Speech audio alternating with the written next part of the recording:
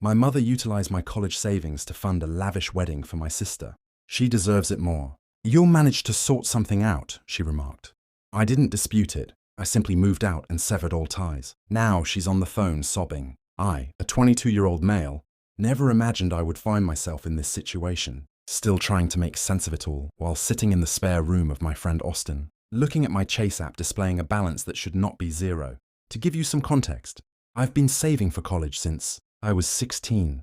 My parents established a savings account when I was born, and I've been contributing to it with every paycheck from summer jobs and weekend work.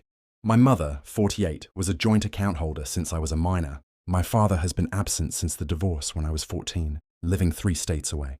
We talk occasionally, but he's not involved in my daily life. The tipping point occurred yesterday. I was checking my account to transfer my tuition payment for the spring semester when I noticed it. €0. No pending transactions. Nothing. Just an empty account. I contacted the bank, assuming there was an error. But no, my mother had withdrawn the entire balance of $45,000 2 weeks prior. I drove back home from Austin's, hands trembling on the steering wheel of my old Civic. I found my mother in the kitchen, scrolling through wedding ideas on her iPad. My sister Zara, 25, is set to marry Lane in 3 months. Mum, what happened to my college fund? I inquired. She hardly glanced up. Oh, sweetie, I meant to talk to you about that. Zara needed it for her wedding. You know how costly these things can be nowadays. I stood there, trying to absorb what I was hearing. That was my college money I'd been saving since 16. Well, Zara found a good partner. She deserves a lovely wedding. You're only going to college. You can take out loans like everyone else. Or maybe take a gap year and work a bit more. She continued to scroll through floral arrangements. Lane's family expects a certain standard. We can't appear cheap. I felt strangely composed. Does Zara know this is my college fund? She knows we're contributing to the wedding. Don't complicate this, Parker. She deserves this. You'll figure something out. You always do. That's when I noticed all the new wedding items scattered around the house. Elegant invitations with gold accents, a sample centerpiece that likely cost more than my textbooks, and a receipt from a high-end bridal shop peeking out of my mother's planner. I didn't shout or argue.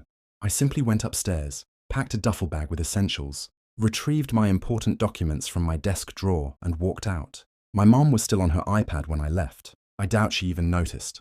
I've been at Austin since yesterday. My phone has been buzzing constantly, first with texts from Mum asking for my whereabouts, then missed calls, followed by voicemails becoming increasingly dramatic. Zara sent me a lengthy message claiming I'm being selfish and trying to ruin her special day by upsetting our mother. The last voicemail from Mom truly struck a chord.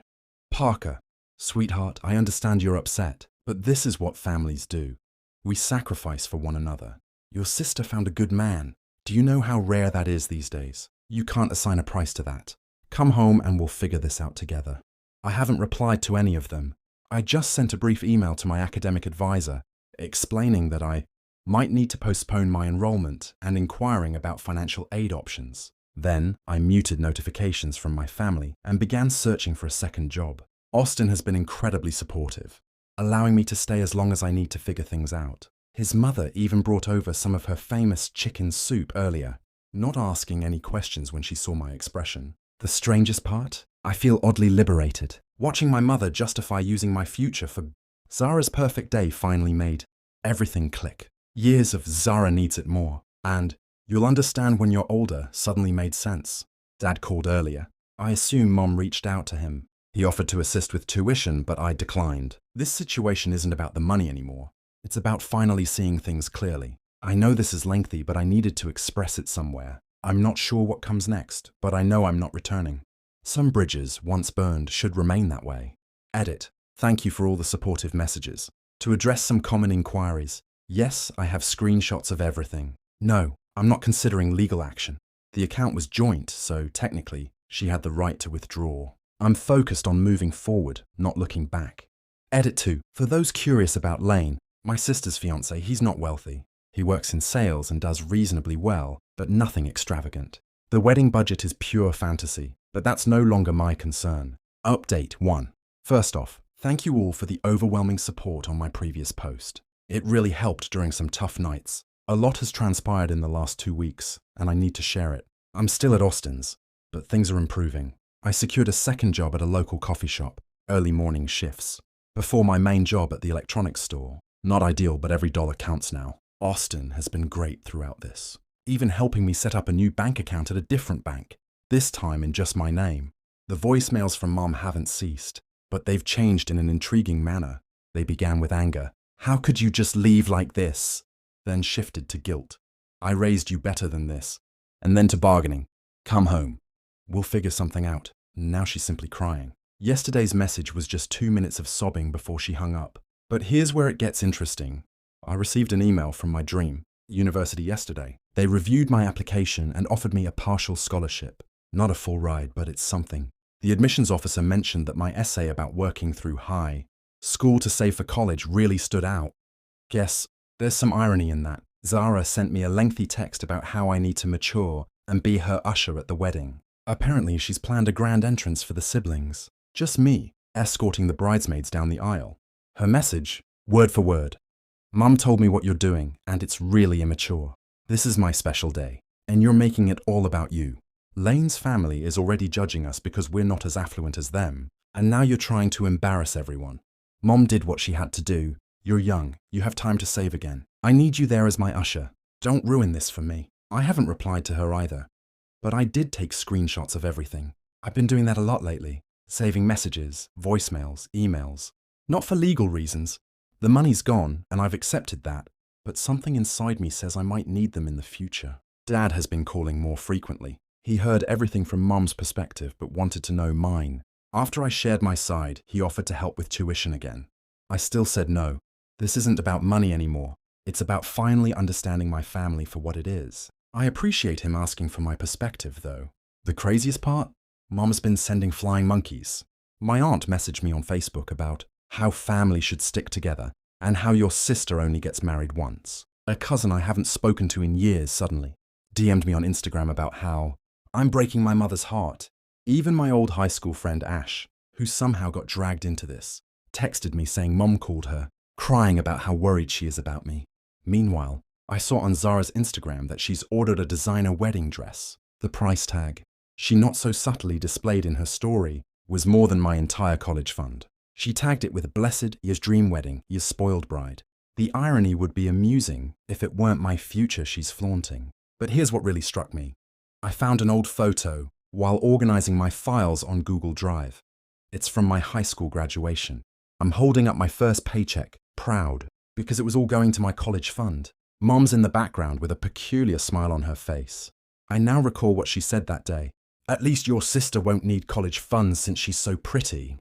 I thought it was a joke back then. I'm formulating a plan. Nothing dramatic or illegal, just, well, you'll see. The wedding's in 6 weeks. Zara wants me as an usher. Fine, I'll be there. I've got something special planned for the wedding speech. The full scholarship email included an early orientation option. It's the day after the wedding. Perfect timing, really. I already reserved my spot. Quick update on my living situation. I found a small room for rent, near my jobs. I'll be moving in next week. Austin's been great, but I need my own space. It's basically a closet with a bed, but it's mine. No joint names on this lease. Update 2. It happened yesterday. No drama, no shouting.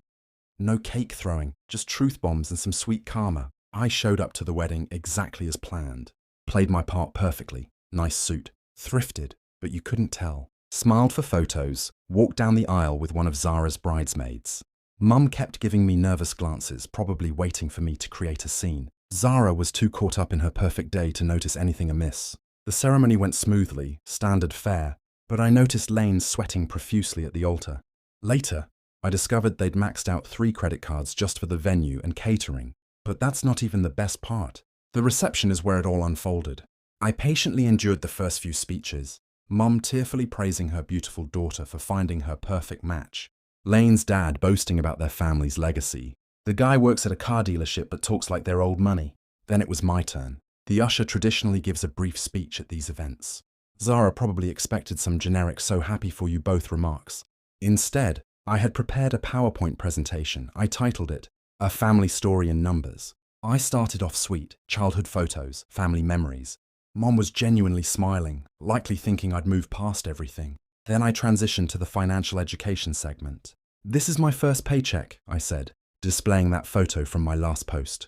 I was 16, $247.30 after taxes. Every cent went to my college fund. Let me share some more numbers. I pulled up screenshots of every deposit.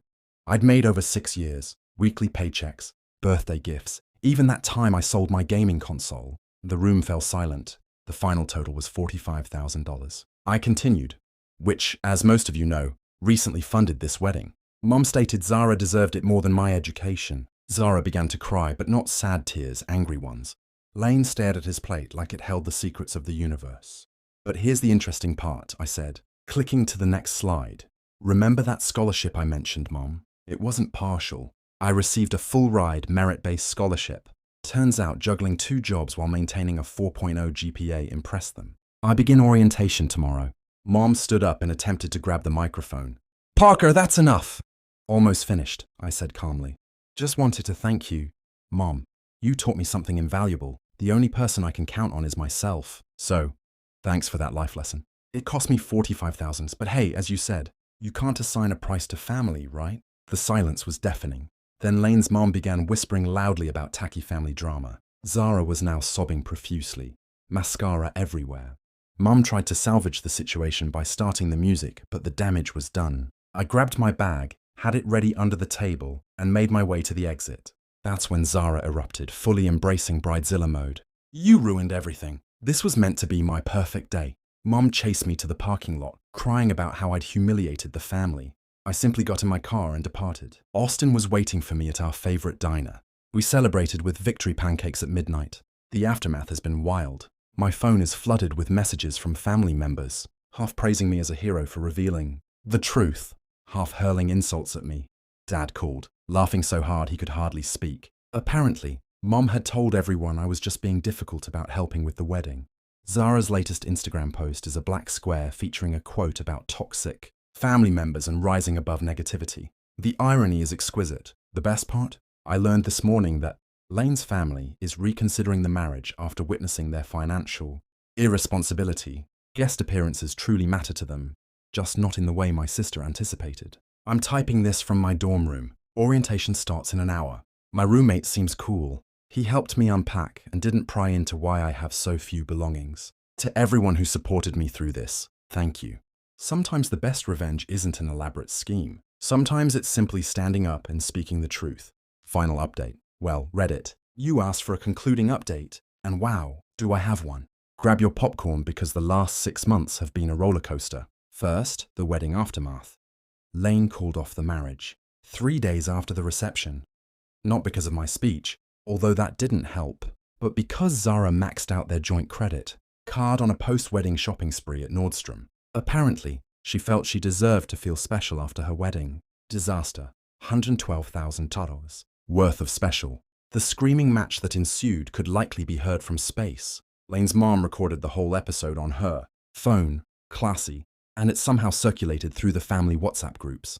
Choice quotes from my sister include, "You promised me a dream life. My brother ruined everything, and now you're abandoning me too. Daddy would have bought me everything if he hadn't left." Speaking of Dad, he's been surprisingly present these past months. Not with money. I still declined, but with genuine support. It turns out he left years ago because Mom pulled something similar with his savings. History does tend to repeat itself, I guess. Mum has gone full social media martyr. Her Facebook is a constant stream of posts about prayer warriors and shared articles about ungrateful children and contemporary family values. She even started a mommy blog about healing from family trauma. The irony is completely lost on her. But here's where it gets fascinating. Last month, Zara showed up at my dorm, no warning, just appeared outside my building. She got my address from Austin's girlfriend's Instagram story. "I need new friends," she said, eyeing her knockoff designer handbag. I had to move back in with Mum. Lane's family is suing for the wedding costs. Mom's credit cards are maxed out. "Can we talk?" We went to the campus coffee shop. She ordered the cheapest item on the menu and actually looked at the price, a first for her, I assume. "You were right," she admitted finally. About everything. Mom, she's always made me believe I deserved whatever I wanted, that someone would always cover the cost. But then she started crying, but not her typical dramatic sobs, real tears. It turns out Mum's wedding assistance wasn't just my college fund. She'd also taken out 3 personal loans, maxed out 5 credit cards, and borrowed against her house. Total damage. close to $150,000. She claimed it was all under control. Zara whispered that we deserved a dream wedding regardless of the cost. Now she's contemplating bankruptcy, and I wondered, was it worth it for one day? I didn't approach her. I just listened. Then she dropped the bomb. Lane's mum uploaded the video of our confrontation on YouTube. It went viral in our town. I can't find a job because everyone knows me as the bridezilla who stole her brother's future. Part of me wanted to feel remorseful, but then she remarked, "Maybe if you hadn't made that speech." I interrupted her. "Maybe if you hadn't taken my college fund." She left rather quickly after that, posting a lengthy Instagram rant about toxic positivity and family betrayal. Later that night, some habits die hard, I suppose. Meanwhile, I'm doing quite well. I made the dean's list last semester and secured a fantastic summer internship. It turns out that working since I was 16 looks impressive on a resume. My roommate and I get along great, and his family invited me over for Thanksgiving. Mom still tries to reach out to me from random numbers. She's blocked on everything. Her last attempt was yesterday, a text about how families need to support one another during tough times. Yeah, like when someone steals $45,000. The highlight? I received a card from Lane's mom last week, a check for $45,000. Inside was a note that read, "This was never our family's values. I'm sorry you were caught in the crossfire." I donated it to the university's scholarship fund for working students. Dad called when I told him. He was silent for a moment, then said, "You're a better person than I was at your age." I just ran away. "I didn't run," I replied. "I just chose myself." That's it, Reddit. No further updates after this. Mom's house is on the market. Zara is residing in the basement, posting about her entrepreneurial journey selling press-on nails on Etsy. And I'm focused on my future,